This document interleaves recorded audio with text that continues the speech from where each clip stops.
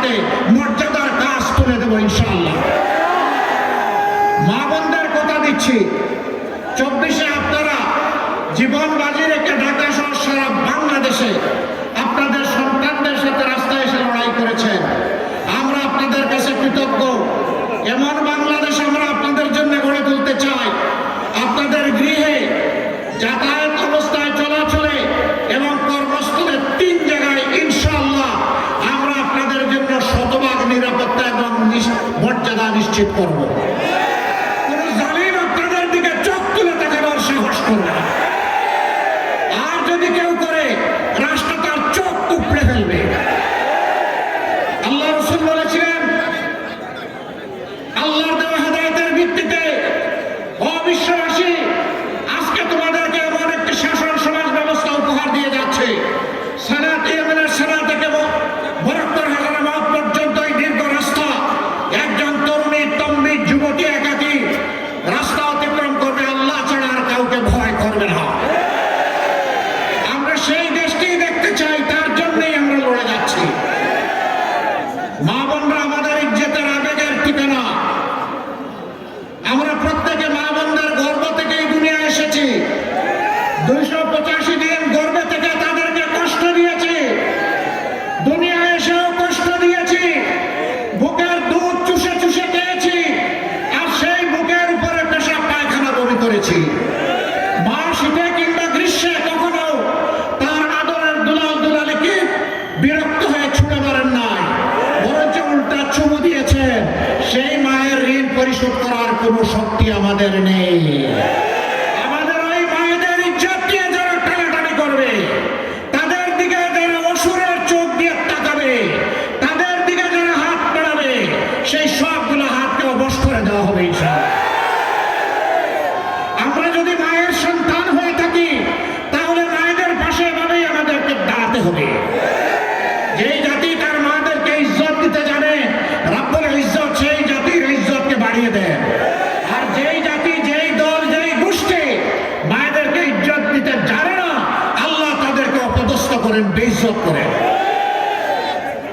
আমরা এই ধরনের অপতৎপরতায় লিপ্ত যারা, তাদেরকে বলি তোমাদের মাকে সম্মান করতে শিখো, তাহলে সমাজের মাদেরকেও তোমরা সম্মান করতে পারবা। তোমরা যদি সমাজের মাদেরকে সম্মান না করো, আমরা ধরে নিব তোমরা তোমাদের মাকেও সম্মান করো না। প্রিয় জেনেদাবাসী, আমরা যুদ্ধ ঘোষণা করেছি দুর্নীতির বিরুদ্ধে। আমরা 11টি দল এক হয়েছি দুর্নীতিকে লাল কার্ড দেখানোর জন্য।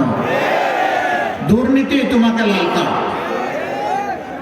জেনেদার মানুষ শিক্ষিত ভালো, এখানে কিন্তু চাঁদা টাদা কেউ নেয় না, এটাও নেয়, আগের চেয়ে কম রেটে নেয়। হ্যাঁ, বিভিন্ন জায়গায় জিজ্ঞেস করেছি, রেট বাড়াই দিস। লজ্জা করে না?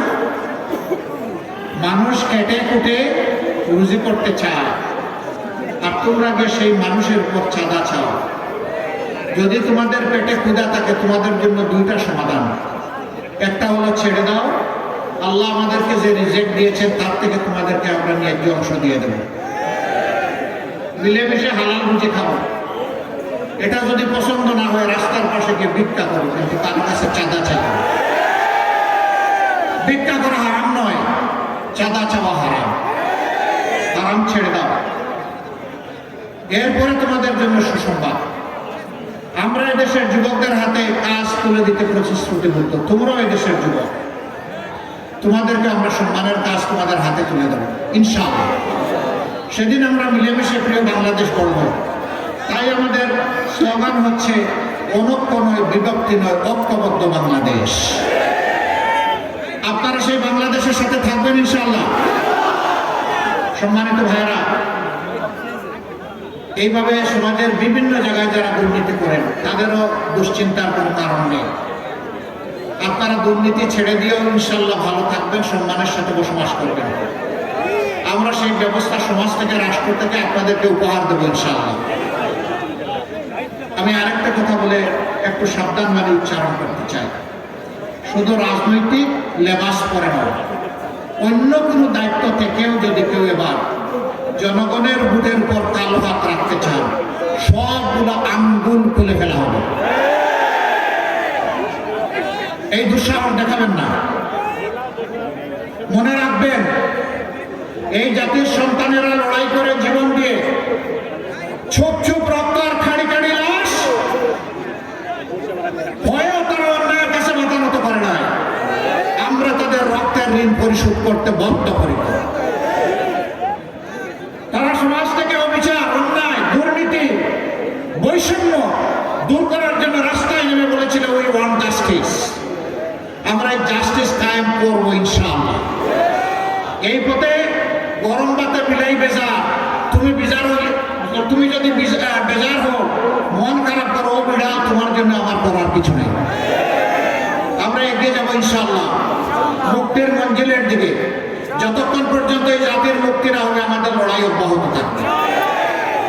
সম্মানিত ভাইয়েরা, সম্মানিত যুবকেরা, যুবতীরা, মায়েরা, বোনেরা, 24-এ যেমন লড়াই করেছেন, একটা বিপ্লব করেছেন, 26-এ আরেকটা বিপ্লব করতে হবে। 24-এ বুলেটের সামনে দাঁড়িয়ে বিপ্লব করেছেন, বিজয় ছিনিয়ে এনেছেন। এই 12 তারিখ ব্যালটের মাধ্যমে সেই বিজয় ছিনিয়ে আনতে হবে। আমরা কোনো দলের বিজয় চাই না, আমরা 18 কোটি মানুষের বিজয় চাই। আমরা 18 কোটি মানুষের মুক্তি চাই। আমরা 18 কোটি মানুষের জীবনে পরিবর্তন চাই। আমরা শান্তিতে নিরাপদে বাঁচতে চাই। আমরা আমাদের যুবকদের নিয়ে সামনে ঝাঁপ দিতে চাই। এই দেশকে নিয়ে আমরা এগিয়ে যেতে চাই। বিশ্বের দরবারে মাথা উঁচু করে দাঁড়াতে চাই। তার জন্য 11 দলের আজকের এই প্রয়াস। আমরা কথা দিয়েছি, ক্ষমতায় বসে আমরা সম্পদ বাড়াবো না, বাড়াতে দেব না। আমরা সম্পদ বাড়াবো জনগণের নেতাদের নয়। একজন নেতা হয় 5 বছরে তার সম্পদ হয়ে যায় 500 গুণ। গরিব মানুষ খেতে পারে না, হাড় ভাঙা পরিশ্রম করে কাঁপে, তাদের পয়সাগুলো চুরি করে ওরা 500 গুণ সম্পদ বৃদ্ধি করে। প্রত্যেক বছর জনপ্রতিনিধিরা বাধ্য থাকবেন তাদের এবং তাদের পরিবারের সদস্যদের সম্পদের হিসাব দিতে। আপনারা সেই হিসাব আদায় করে নেবেন, ছাড় দিবেন না। আপনার আগে এমন ছিল, এখন এটা হলো কেন? যদি যখন সেই রকম স্বাভাবিক কিছু, আর যদি দেখেন জায়গা আছে, এদের জন্য বুক করা দোয়া করবেন। নদীগুলো মরে গেছে, আপনারা পদ্মার ছোঁয়া পেয়েছেন। নদী মরা মানে মাটি মরা, মাটি মরা মানে আমার মার হাহাকার। আমরা ইনশাআল্লাহ নদী শাসন নয়, নদীকে আমরা ভালোবাসবো ইনশাআল্লাহ। এই নদীকে নাব্যতা ফিরিয়ে দেওয়ার জন্য যা দরকার তাই করা হবে। এর বহুমুখী উপকারিতা রয়েছে, এটা বলার কোনো দরকার নেই, আপনারা ভালো করে বুঝেন। আমরা এই সবগুলো ফিরিয়ে আনবো একে একে, আল্লাহ চাইলে আমাদেরকে শক্তি দিলে। সবচেয়ে বড় কথা, আমরা দুর্নীতিবাজদের হাত ইনশাআল্লাহ তাআলা লাজিম ব্যান্ডেজ করে মুষ্টিবদ্ধ করে দেব, ওরা আর হাত বাড়াতে পারবে। আপনারা থাকবেন আমাদের সাথে? তাহলে এবার আসুন